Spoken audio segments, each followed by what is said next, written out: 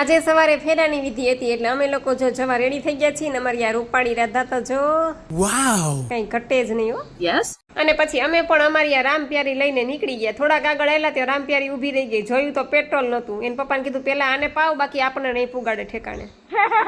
અને પછી વાડીએ પીગા તો અડધી વિધિ પૂરી થઈ ગઈ હતી. અસ્તમેળાપ થઈ ગયો તો હરિહરની હાકલ પડી ગઈ હતી. બધા પૂગી ગયા હરિહર કરવા. મને તો નૈત્રીન પપ્પા એમ જ કે તું વિચિત્ર પ્રાણી છો, કારણ કે અહીંયા વતરી ભાતના ભોજન મૂકીને ત્યાં ન જમીને ઘરે આવીને જો શેરડીનો રસ પીધો અને પછી આ ફ્રૂટની થાળી બનાવીને બેઠી છું.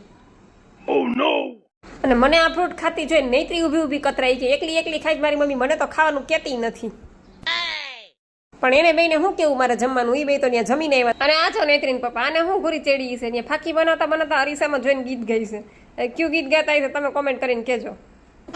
અને આ કપડાનો ઢગલો બીજે દિવસે સવારે મારે જ ધોવાનો. જાણે બધા કપડા મેં એકલી જ પહેર્યા હોય. પહેરવા બધાને સારા લાગે પણ ધોવાના મારે એકલીને. ચાલો મળશું નેક્સ્ટ વિડીયોમાં. Like share and subscribe.